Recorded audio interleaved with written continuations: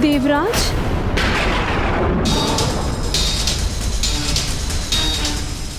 देवराज, मेरे विचारों का ये कैसा दंड दिया है आपने मुझे? आप इसे अपने दुराचार का दंड समझिए।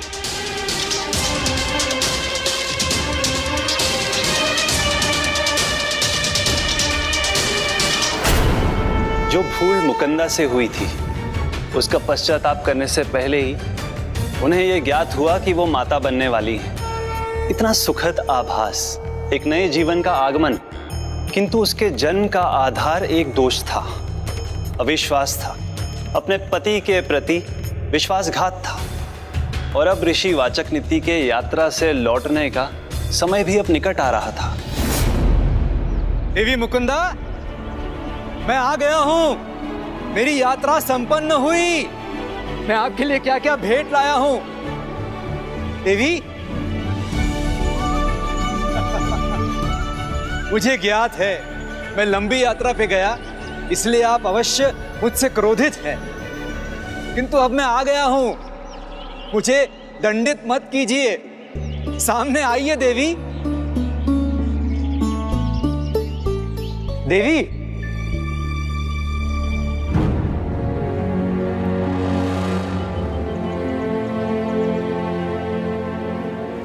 इस प्रकार मुख फेर कर मत रहिए देवी, हमें दर्शन दीजिए।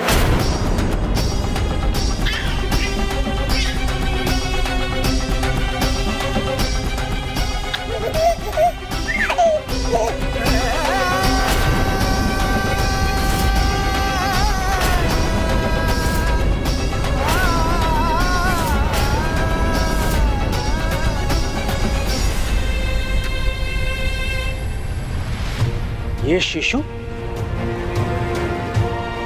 आप इसकी माता हैं?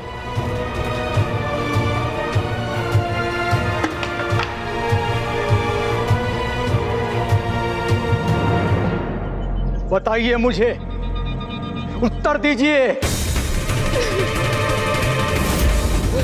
मैं समझ गया, आपने मेरे विश्वास को भंग करने का पाप किया है। अब से आपके लिए ना मेरे हृदय में कोई स्थान है, ना मेरे आश्रम में। चाहिए मैं आपको अपने जीवन से निष्कासित करता हूं, निष्कासित करता हूं।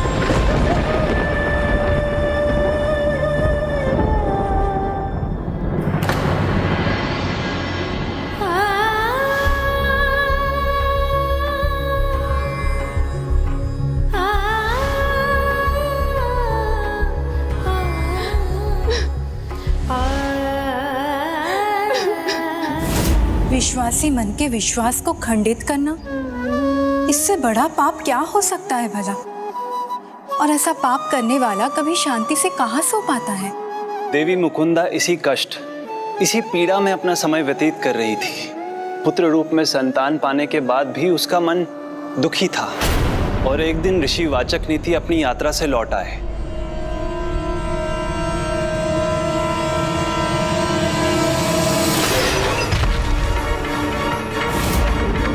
किसका शिशु है ये?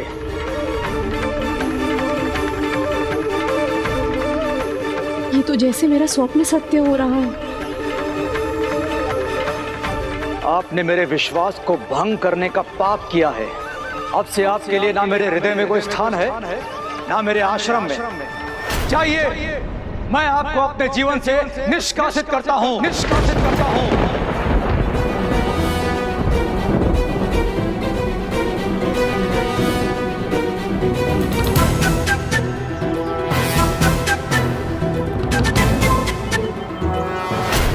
रुकिए, शिशु किसी का भी हो, किंतु इसमें इस शिशु का क्या दोष? एक अबोध शिशु को और उसकी माता को वन में भटकने के लिए छोड़ देना, ये महापाप होगा और मैं ये पाप नहीं कर सकता। इसलिए मैं आपको इस आश्रम में रहने की अनुमति देता हूं। किंतु स्मरण रहे, समय आने पर इसकी शिक्षा के अधिकार से मैं आपको वंचित करता हूं। ऋषि वाचकनिति ने अपनी महानता का परिचय दिया और उस बालक को अपने पुत्र के रूप में स्वीकार किया। और उसे गृहस्मत नाम दिया और उसे शिक्षा भी दी और उसका आरंभ गणपति पूजन से किया।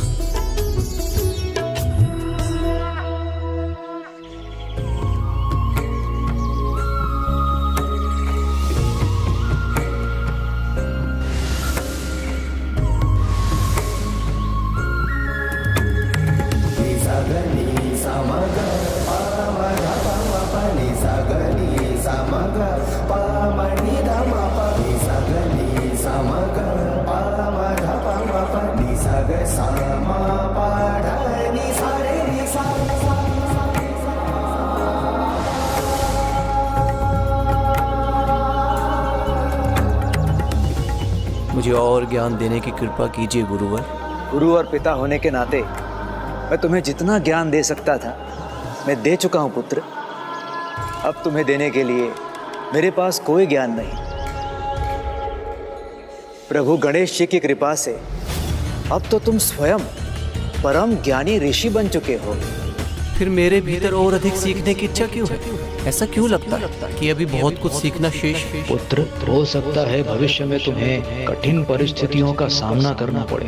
यदि कोई ऐसा प्रश्न तुम्हारे समक्ष आए जिसका उत्तर तुम्हें कहीं नहीं मिले तो स्मरण रखना पुत्र कि जब किसी प्रश्न का उत्तर कहीं नहीं मिलता तो उसका उत्तर ईश्वर के पास अवश्य होता है। प्रभु गणपति की कृपा से और गुरु के मार्गदर्शन से गृहस्मत स्वयं एक महान ऋषि बन गए जिनके ज्ञान की ख्याति सभी दिशाओं में फैल गई। किंतु व्यक्ति का भूत उसके भविष्य पर भी ग्रहण लगा देता है, जिसका परिचय ऋषि गृहस्मत को भी होने वाला था। मगध नरेश अपने पिता के श्राद्ध पर सभी ऋषियों को दान दे रहे थे, तभी जब वहां ऋषि गृहस्मत भी पहुंच गए।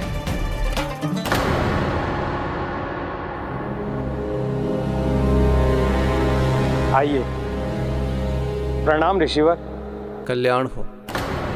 आइए, आसन ग्रहण कीजिए। आइए।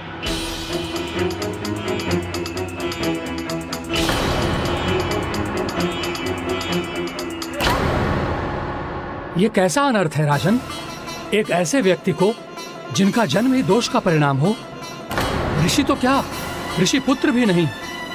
उन्हें हमारे समान स्थान देकर कहीं हमारा अपमान तो नहीं कर रहे आप? ये बात अनुचित है, ये आपको शोभा नहीं देती। शोभा तो आपको भी नहीं देता इस प्रकार हमारे साथ बैठना और हमारे साथ आसन ग्रहण करना।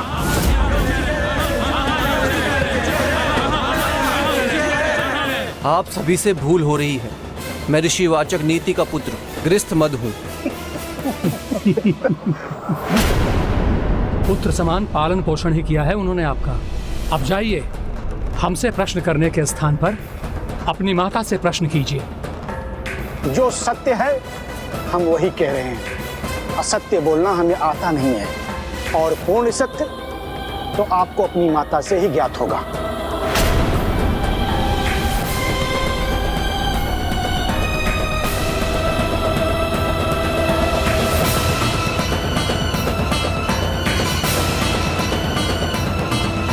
जिनका जन्म ही दोष का परिणाम हो। ऋषि तो क्या, ऋषि पुत्र भी नहीं। और पूर्ण सत्य तो आपको अपनी माता से ही ज्ञात होगा। माँ, मैं आपका पुत्र, मैं आपका अपमान नहीं करूंगा, किंतु भरी सभा में आपका और मेरा अपमान किस कारण से हुआ, ये जानने का अधिकार है मुझे। बताइए माता, क्या मैं ऋषि पुत्र नहीं हूँ? आप इसे अपने दुराचार का दंड समझिए। तो मुझे बताइए माता, सत्य क्या है? क्या हुआ था ऐसा? पुत्र, तुम देवराज इंद्र के पुत्र हो। देवराज इंद्र।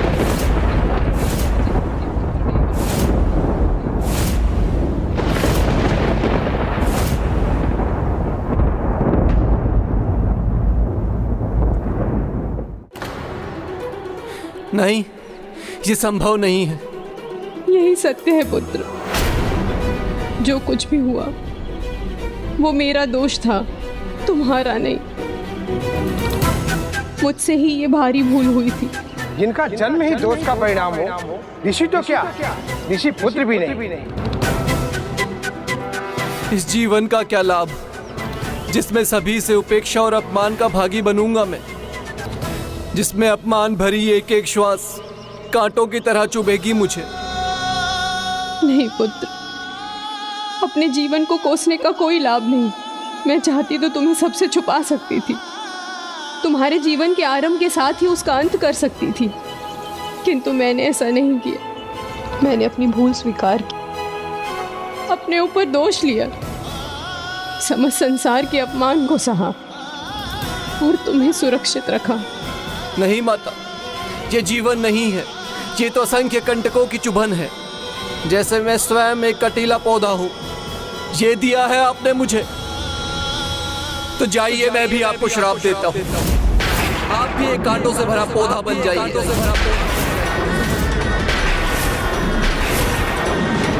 मेरी ममता, मेरे प्रेम का तुम्हें स्मरण नहीं रहा? क्रोध में आकर तुमने ये क्या कर दिया पुत्र? क्रोधवश अपनी माँ को शाप देना एक आसुरी भाव था पुत्र, इसलिए मैं तुम्हें शाप देती हूँ कि तुम्हारा पुत्र एक असुर होगा।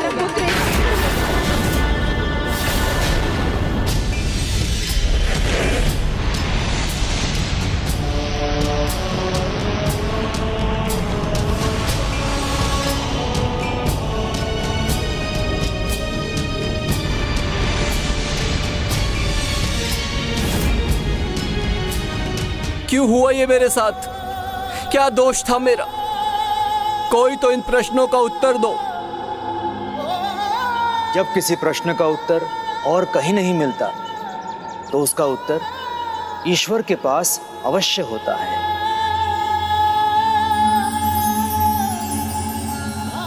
प्रभु, मैंने ये क्यों किया?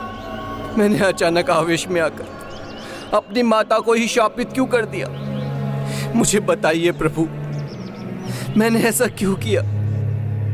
मेरे प्रश्नों का उत्तर दीजिए प्रभु, नहीं तो अपनी माता को दिए श्राप की ग्लानि में झुलसता ही रहूंगा। जब तक आप इन प्रश्नों का उत्तर नहीं देंगे, मैं यहीं बैठकर आपकी तपस्या करूंगा प्रभु। ओम गं गणपते नमः, ओम गं गणपते नमः, ओम गं गणपते नमः, ओम गं गणपते नमः, ओम गं गणपते नमः, ओम गं गणपते नमः, ओम गं गणपते। इसी प्रकार समय बीतता गया। वर्षों तक संसार से पूर्ण रूप से विलग होकर वृत्समत गणेश की भक्ति में पूर्ण रूप से डूबे रहे। तभी मेरे एक परम भक्त वहां पहुंचे, जिनका नाम था विश्वदेव।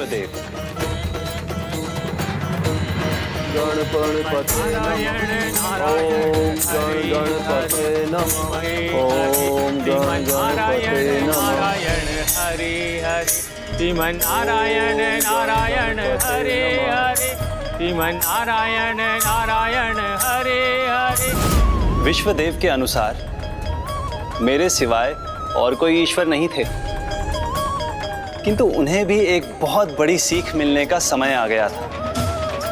ओम गणपते नमः, श्रीमन नारायण नारायण हरे हरे श्रीमन नारायण नारायण हरे हरे श्रीमन नारायण नारायण हरि हरि, श्रीमन नारायण नारायण हरि हरि। ऋषिवर, ये आप क्या कर रहे हैं? नाम ले रहे हैं मेरे प्रभु श्री हरि नारायण का, पर पूजा कर रहे हैं इनकी? ये उचित नहीं है। अभी ज्ञात हो जाएगा कि सत्य क्या है। मेरे प्रभु कृपा करेंगे। आपके साथ मैं भी प्रार्थना करूंगा कि प्रभु अपने दिव्य स्वरूप में दर्शन दें। ओम गं गणपते नमः। श्रीमन्नारायण नारायण हरि हरि, श्रीमन्नारायण नारायण गणपते नमः। ओम गं गणपते नमः। श्रीमन्नारायण नारायण हरि हरि।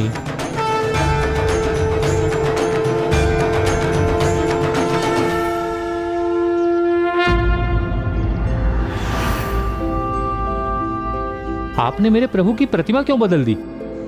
आपने छल किया है मेरे साथ।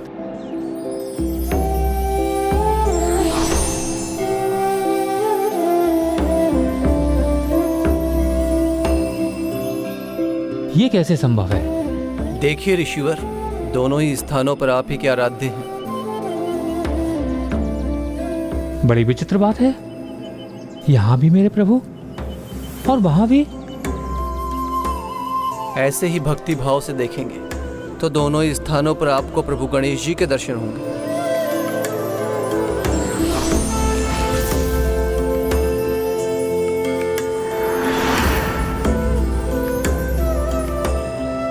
किसी भी धर्म और संप्रदाय से बढ़कर भक्ति है तो प्रभु के लिए भक्ति एक है, तो भगवान भिन्न कैसे हो सकते हैं? वो भी तो एक ही होंगे ना।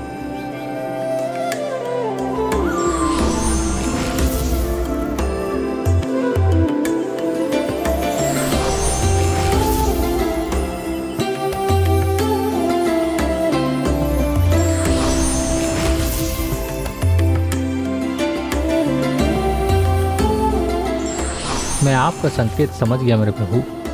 भक्त को कभी भक्ति का अभिमान नहीं होना चाहिए, मन में भक्ति का भाव रखना चाहिए।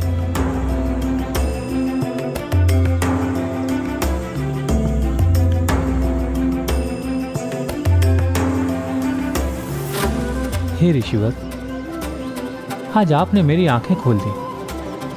भेदभाव की भक्ति से ऊपर उठकर प्रभु के दिव्य दर्शन पाकर धर्म को उचित प्रकार से समझ सका। अब यही कामना है, इस निर्जीव स्थान पर आप जिस भी प्रयोजन से ये पूजा कर रहे हैं, प्रभु उसे समझकर शीघ्र आपकी मनोकामना पूर्ण करें। ऋषिवर, अब मुझे आज्ञा दीजिए। इस प्रकार एक भक्त ने दूसरे भक्त की आंखें खोल दी, उन्हें ये ज्ञान दिया कि ईश्वर भिन्न रूप में होने पर भी एक ही है। महत्व इसका नहीं कि भक्त ईश्वर को किस रूप में पूजे, महत्व तो इसका है कि भक्त की भक्ति कितनी सच्ची है, क्योंकि उसी से भगवान की कृपा मिलती है। और ऋषि गृहस्मत ने अपनी अपूर्व निष्ठा से लंबे समय तक पूजा कर ऐसी भक्ति का प्रमाण दिया था। तो अंततः ओम श्री गणेशाय नमः, ओम श्री गणेशाय नमः। भक्त गृहस्मत, मैं तुमसे प्रसन्न हुआ।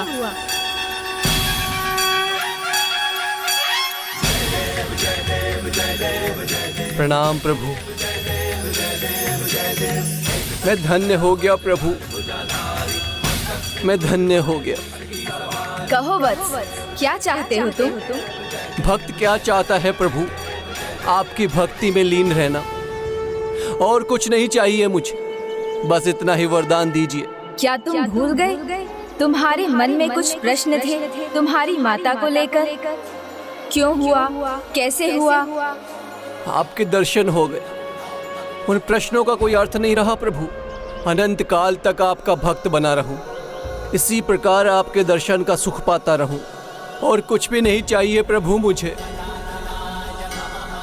भक्ति का सुख मांगकर तुमने सब कुछ पा लिया है गृहस्मत। भक्त भक्ति में लीन रहे तो उसका ध्यान रखना मेरा कर्तव्य है गृहस्मत। मुझे तुम्हारी सभी इच्छाएं ज्ञात हैं। मैं तुम्हें वरदान देता हूँ, अब ना तुम्हें कोई अपमान सहना होगा और ना ही तुम ग्लानि के भागी रहोगे। मैं तुम्हारी माता को भी तुम्हारे उस शाप से मुक्त करता हूँ।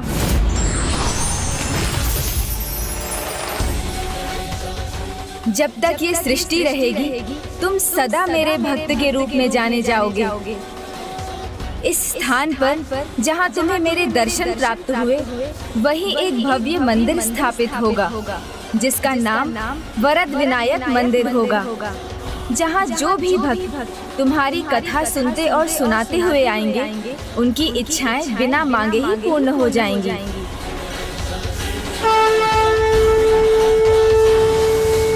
प्रभु तो अंतर्यामी है, भक्त के अंतर में क्या इच्छा है ये उन्हें ज्ञात है, और जो उनकी सच्ची भक्ति करते हैं प्रभु उनकी मनोकामना अवश्य पूर्ण करते हैं। तब तो स्वामी प्रभु वरद विनायक को ये भी ज्ञात होगा कि मेरी क्या इच्छा है।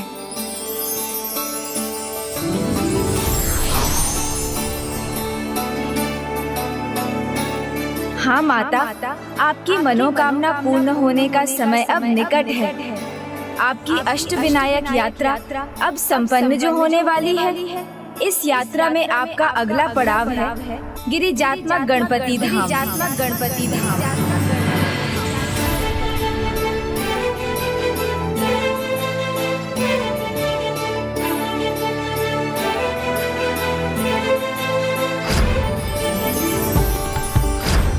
स्वामी, यहाँ देवी पार्वती के होने का आभास क्यों हो रहा है मुझे? वो इसलिए देवी, क्योंकि इस मंदिर की महिमा का संबंध बहन पार्वती से है।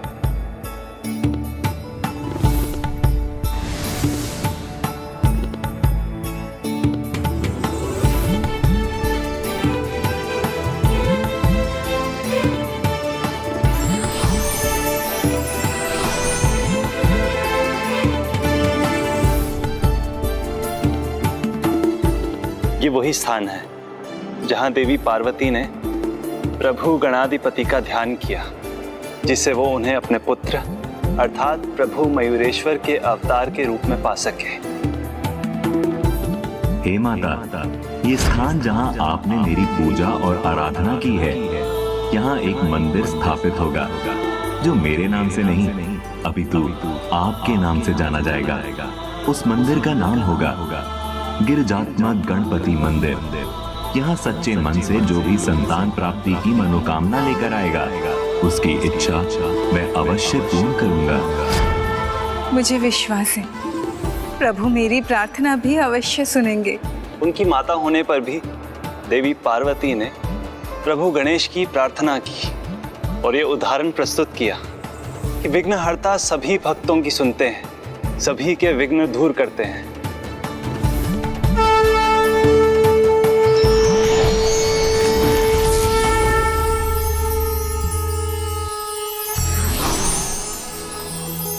नमस्ते ब्रह्म रूपाय विष्णु रूपाय ते नमः। माता, नमस्ते रुद्र रूपाय करि रूपाय ते नमः। विश्वरूप स्वरूपाय नमस्ते ब्रह्मचारिणे भक्त प्रियाय। वो समय भी शीघ्र आएगा माता, किंतु अभी तो आपको अगले अष्टविनायक धाम विघ्नेश्वर विनायक धाम जाना है।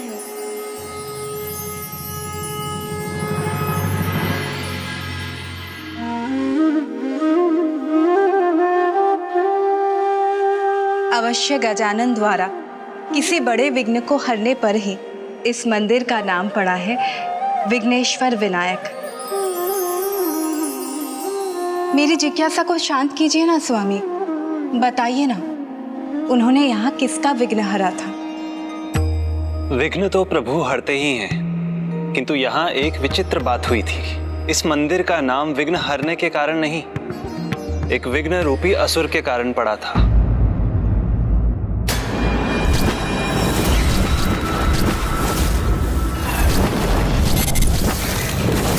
मंदिर और एक असुर के नाम पर? दूसरे के मार्ग में विघ्न डालने वाले ये भूल जाते हैं कि वो विघ्न उन पर भी भारी पड़ सकता है। और ऐसा ही कुछ देवराज इंद्र के साथ होने वाला था।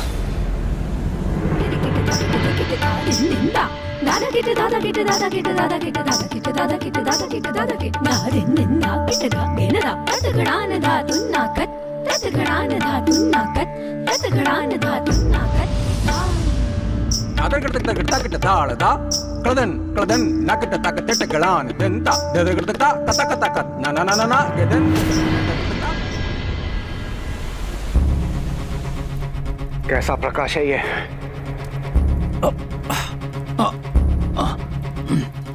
कौन है ये जिसका प्रकाश मेरी दृष्टि को बाधित कर रहा है?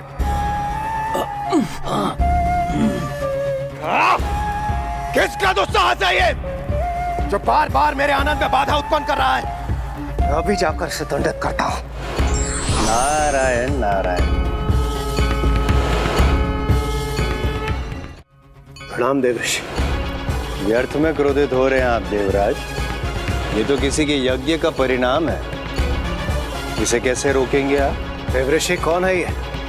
राजा अभिनंदन, जिसकी तपोशक्ति शीघ्र ही आपकी शक्ति से भी अधिक होने वाली। नारायण नारायण।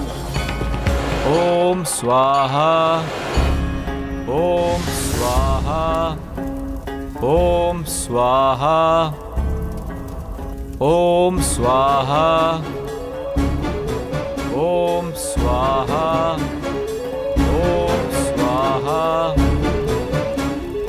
ओम स्वाहा, ओम स्वाहा। तो ये है राजा अभिनंदन जो अनंत यज्ञ कर रहे हैं। ये कोई साधारण यज्ञ नहीं है देवराज, इसे रोकना कदाचित आपके लिए कष्टदायी भी हो सकता है। सावधान रहिएगा देवराज। नारायण नारायण। ओम स्वाहा, ओम स्वाहा, ओम स्वाहा। राजा अभिनंदन, जिसकी तपोशक्ति शीघ्र ही आपकी शक्ति से भी अधिक होने वाली। ओम स्वाहा। देवऋषि ने मुझे सावधान अवश्य किया है, किंतु मुझे कोई न कोई युक्ति अवश्य ढूंढनी होगी। राजा अभिनंदन मुझसे अधिक शक्तिशाली बन जाए, उसके पूर्व मुझे इस यज्ञ को रोकना होगा। देवराज, ओम स्वाहा, ओम स्वाहा, ओम स्वाहा। इस यज्ञ की ऊर्जा से मैं स्पष्ट रूप से देख नहीं पा रहा, किंतु मुझे शीघ्र कुछ करना होगा। ओम इस यज्ञ स्थल पर पहुंचना ही होगा। ओम स्वाहा, ओम स्वाहा। राजन, प्रणाम देवराज। राजन, अपने यज्ञ को सफल समझिए, क्योंकि मैं देवराज इंद्र स्वयं यहाँ आया हूँ आपको आशीर्वाद देने के लिए। मैंने अपना यज्ञ किसी फल की अभिलाषा से नहीं किया है देवराज। जो फल मुझे प्राप्त हो रहा है वो स्वतः ही हो रहा है, और ऐसा ही आगे भी होगा। ये तो मेरे तप का ही फल है, जो आप स्वयं मुझे दर्शन देने प्रकट हो गए। किंतु राजन, किंतु अभी मुझे अन्य देवताओं और स्वयं त्रिदेवों के दर्शन भी प्राप्त होंगे। तब तक मैं अपना ये यज्ञ कदापि नहीं रोकूंगा। मुझे क्षमा कर दीजिए देवराज।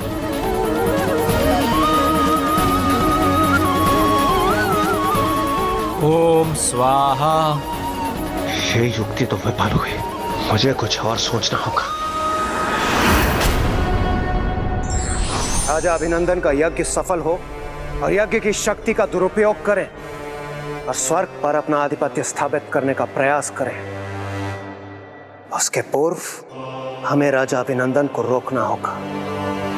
उचित कह रहे हैं देवराज, हमें कुछ तो करना ही होगा। राजा अभिनंदन मुझसे अधिक शक्तिशाली हो जाए, कदाचित मेरा सम्मान कोई नहीं करेगा, और इस सम्मान को बनाए रखने के लिए इस यज्ञ को नष्ट करना ही होगा। देवराज, हम देवता हैं, असुर नहीं। यज्ञ में बाधा डालना नहीं, उसकी सहायता करना, उसकी रक्षा करना ही हमारा कर्तव्य है। आप उचित कह रहे हैं वायुदेव, ये एक असुरी कार्य है। असुरी, तो क्यों ना हम एक असुर ही उत्पन्न करें।